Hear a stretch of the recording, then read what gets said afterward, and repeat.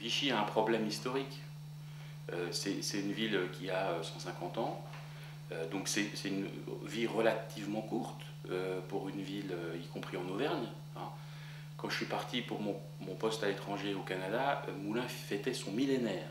Hein, donc ça vous donne une idée. Donc on a une vie relativement courte et une vie marquée par 4 années entre 1940 et 1944, où l'histoire de France est venue nous bousculer, hein, sans qu'on choisisse rien, sans qu'on soutienne rien.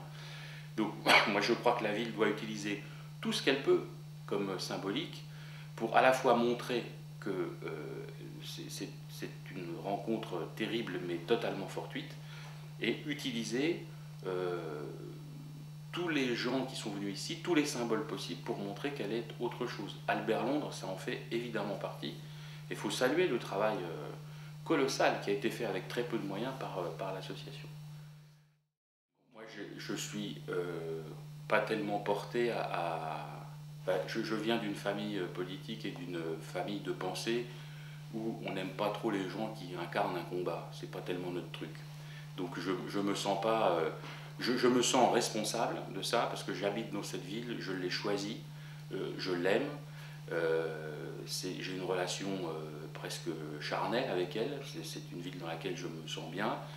La perspective de passer 15 jours avec moins d'obligations professionnelles là, dans les jours qui arrivent, la période des fêtes, et de passer ce temps-là dans ma ville est une perspective qui m'enchante tout à fait.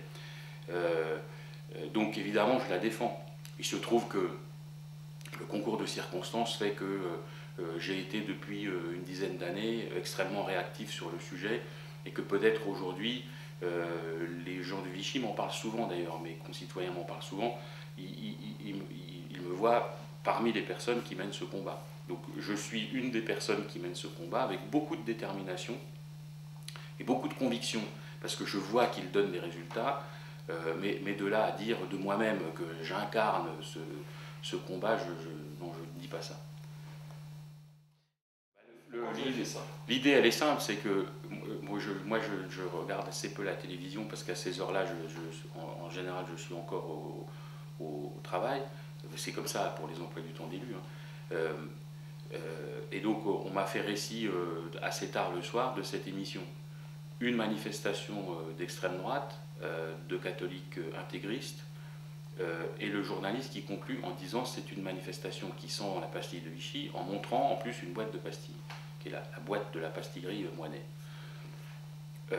Je me suis dit le soir tout de suite, je vais lui faire une lettre, qui est la lettre traditionnelle dans laquelle j'explique comment le gouvernement est venu ici, premièrement, et dans laquelle j'explique deuxièmement surtout que l'idée de l'appeler gouvernement de Vichy est une idée de Pétain lui-même, enfin de son entourage, de Ménétrel.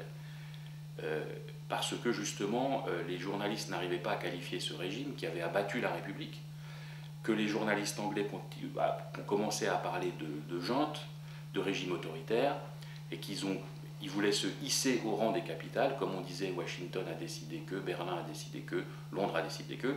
Ce sont eux les premiers qui, dans les communiqués, ont écrit Vichy au lieu de dire Pétain. Bon. Donc je dis aux gens, premièrement, vous faites une erreur historique en ne disant pas ce qu'est le régime, et deuxièmement, vous utilisez une sémantique qui a été inventée par le régime lui-même. En général, le régime que vous dénoncez. Donc c'est maladroit sur le fond, c'est maladroit sur la forme. Donc je me suis dit, je vais lui faire la même lettre que d'habitude. Mais à la fois, lorsque j'ai regardé l'émission en podcast, je me suis aperçu qu'on serait idiot de ne pas s'apercevoir qu'il y avait une bonne dose d'humour. Bon. Et donc je me suis dit, par quel trait d'humour est-ce qu'on peut répondre? Et les pastilles étaient toutes indiquées, donc j'ai demandé à l'entreprise Moinet, qui fait les pastilles du bassin de Vichy, de me préparer un colis de 24 774 pastilles qui sont parties là-bas. D'ailleurs, Yann Barthès, dont on m'avait dit de me méfier, parce que la réponse risquait d'être totalement assassine, a été plutôt fair-play, puisqu'il a ouvert le colis sur le plateau, et qu'ensuite il a dit aux habitants de Vichy, j'ai bien compris qu'on ne confondait pas la ville et ce régime. Contact. Est-ce que du coup vous pensez avoir ce jeu avec lui, est-ce que vous pensez plutôt l'avoir par cette opération de communication, vous pensez l'avoir gagné ou perdu? Enfin, même si c'est pas vraiment un jeu, mais est-ce que votre message est passé, le message que vous souhaitiez faire? Le retour, moi je suis très lucide sur ce qui marche et ce qui marche pas, hein, donc j'essaye pas de vendre ma cam, comme on dit, c'est pas mon truc. Les retours que j'en ai montrent que le message est passé, hein. Alors il y a des gens qui ont trouvé ça pas malin, il y en a qui me l'ont dit par des tweets, qui m'ont dit on aurait mieux fait de faire ci. Vous savez, toujours des gens qui vous expliquent comment on aurait mieux fait. Bon, c'est comme ça, mais les retours qui ont été faits montrent que oui, le message est passé en tout cas. Le message qui est passé, c'est on ne se laisse pas faire, hein. On peut répondre par de l'humour, on peut répondre oui avec humour, mais on ne se laisse pas faire. Ça c'est très important. Une différence de fonctionnement entre la majorité et nous sur cette question, et l'actuelle majorité et nous. Quand on est face à ça, on peut faire deux choses. On peut d'abord se défendre. C'est-à-dire que quand Yann Barthès, au Petit Journal par exemple, dit d'une manifestation ultra-catholique, extrémiste, de droite, ça sent la pastille Vichy, il faut se défendre, il faut lui répondre. C'était dit sur le ton de l'humour. J'ai répondu sur le ton de l'humour en lui envoyant 24 774 pastilles, l'une par habitant. Parfois, ça n'est pas dit sur le ton de l'humour et il faut toujours répondre. Sur cette réponse, il y a à peu près unanimité, même si nous, on le fait plus, moi je le fais plus que la majorité qui a arrêté de le faire. Le maire actuel, il a arrêté de le faire il y a quelques années en disant finalement ça sert à rien. Finalement ça sert. Nous, on a une veille Internet qui s'appelle Vichy, c'est une ville. La veille Internet, elle montre que l'utilisation du terme Vichy pour désigner le régime de Pétain est régulièrement en baisse. En particulier dans les journaux, parce que c'est ça l'important. Donc ça sert, mais on ne peut pas passer 10 ans le dos au mur en permanence en se défendant. Donc il faut prendre l'autre côté des choses, et il n'y a pas besoin d'inventer l'eau chaude, hein. Il suffit de se tourner vers d'autres villes. Il y a d'autres villes qui sont marquées par l'histoire. Nuremberg est marqué par l'histoire, les procès, et surtout par les grands congrès nazis. Wannsee, le quartier de Berlin, est marqué par la conférence. Birmingham aux États-Unis est marqué par ce qu'on appelait à l'époque l'apartheid américain. Toutes ces villes-là, elles ont su se retourner. Et donc nous, il faut qu'on sache aussi se retourner. C'est pour ça que moi je le proposerai dans le cadre de la campagne électorale dans quelques semaines, que nous ayons un centre d'exposition et de recherche sur les grands conflits mondiaux, parce que ça permet de faire tout de suite. Si vous dites on fait un musée, il faut 10 ans pour faire un vrai musée. Voilà. Bon. Tandis que si vous dites je fais un centre d'exposition, une exposition, ça s'achète, vous pouvez aller la chercher, vous l'exposez, vous faites un colloque à côté. Il faut qu'on fasse ça pour se sortir de cette histoire. Réussir Vichy, c'était un slogan de 2008, mais qui garde toute son actualité. Réussir Vichy, ça veut dire arriver à faire passer cette ville dans le 21e siècle. Aujourd'hui, dans les 10-20 ans qui viennent, les villes moyennes vont se livrer une bataille, et il ne faut pas se cacher derrière son petit doigt. Pourquoi elles vont se livrer une bataille? Parce qu'on voit bien qu'il y a un mouvement qu'on appelle le mouvement d'exode urbain qui touche plutôt les petites villes. Jean Viard, qui est venu à Vichy très récemment, qui est un grand penseur de la chose, a expliqué pourquoi, on a expliqué les mécanismes. Je ne suis pas d'accord avec tout ce qu'il dit, mais quand il dit l'avenir de l'urbanisation, ce sont les villes moyennes, je le crois, et il le démontre, et on ne peut que le croire d'ailleurs. Personne ne le conteste vraiment sur cette chose-là. Ça veut dire que réussir Vichy, ça veut dire, dans cette bataille-là, faire en sorte que la ville soit dans les toutes premières, hein, et faire entrer cette ville dans le 21e siècle. Ce n'est pas tout à fait encore le cas. Voilà, c'est difficile à résumer en quelques mots. Ce qu'on peut dire, c'est que on a un maire sortant qui sollicite 31 ans de mandat, ce qui est un record de l'Allier, voire d'Auvergne, je pense. Et on a une ville qui, pendant les dernières années, n'a pas réglé les 3 questions qui sont les siennes, qui sont l'économie. Je mets avec l'économie la démographie, par exemple, qui est un sujet très important, qui n'a pas réglé la question de l'histoire, de son rapport à l'histoire, et qui n'a pas réglé la question du patrimoine thermal. Donc il faut qu'on entre dans une nouvelle phase si on veut faire grandir cette ville, si on veut qu'elle reprenne sa place. Eh bien, il faut qu'on s'attelle à régler ces 3 dossiers-là. Ben, ce que je dis aux nouveaux arrivants, d'ailleurs je souhaite qu'ils soient très nombreux, ce que je sais c'est que les nouveaux arrivants, ils ont des systèmes de qualification des endroits où ils vont habiter qui sont très différents de ceux qu'on avait il y a 20 ans.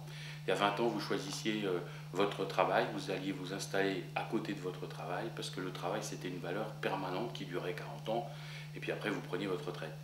Aujourd'hui c'est très différent. Donc les nouveaux arrivants, on n'a finalement pas grand-chose à leur dire, parce qu'en général, ils ont choisi la ville, et ils ont choisi la ville sur les critères d'aujourd'hui, c'est-à-dire, premièrement, la qualité de vie.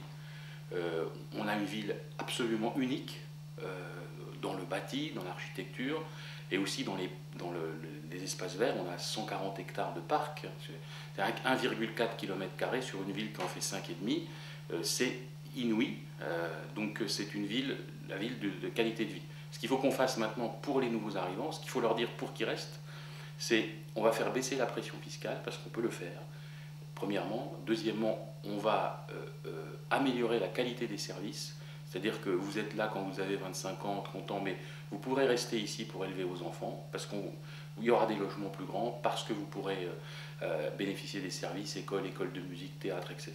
Tout ça fonctionnera mieux. C'est ça qu'il faut dire aux nouveaux arrivants.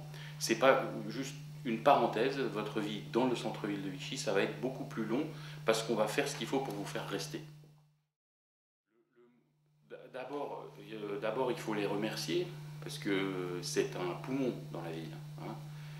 Je sais bien qu'il y a le syndicat du sommeil, ce que j'appelle le syndicat du sommeil, qui n'aime pas cette forme d'agitation que peuvent créer les étudiants. Moi, je l'aime parce que je trouve que la ville vit comme ça. Et que c'est une force, et puis c'est en plus la responsabilité des élus de faire en sorte que les populations différentes, avec des aspirations différentes, puissent vivre les unes à côté des autres. Donc je les remercie d'être là, et je leur dis, bientôt là, on va faire tout ce qu'on peut pour que vous puissiez rester ici, parce que tous les étudiants que je rencontre, et j'en vois beaucoup au pôle Lardy en particulier, me disent que la ville est magnifique, mais ils me disent on ne sait pas si on pourra rester, les problèmes économiques que j'ai évoqués tout à l'heure, mais on aurait bien envie d'y rester en famille, d'y fonder un foyer, parce que c'est quand même une ville magnifique. Donc je reviens au programme que j'évoquais tout à l'heure, il faut qu'on fasse en sorte que ces jeunes-là restent là.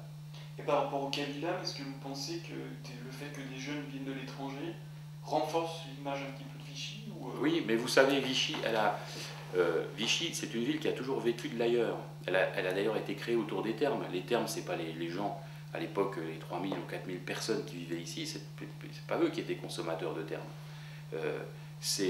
La ville, elle a été construite pour l'ailleurs. Et on ne changera pas cette image. Pourquoi moi je suis tombé amoureux de cette ville? Parce que je suis venu quand j'étais gamin, je devais avoir 10 ou 11 ans, et c'était une ville, on avait l'impression que c'était une ville, on nous ouvrait la porte, on nous la faisait visiter, tout était absolument idyllique, magnifique, les gens étaient extrêmement accueillants, il y avait des palmiers, des confettis, des ballons, c'est une ville qui est construite pour ça. Et évidemment, quand vous lui enlevez sa matière première, elle s'attriste un peu. Et donc le Kabila contribue à ça, le pôle Lardy contribue à ça, parce que ce sont des gens qui viennent de l'ailleurs, et Vichy sait parfaitement accueillir les gens. Donc l'os, comme on dit en urbanisme, l'os de la ville, c'est pas une grande industrie, c'est pas une caserne, c'est l'ailleurs, les gens qui viennent d'ailleurs et qui nourrissent cette ville. Et il faut la développer en renforçant ça, renforcer ça.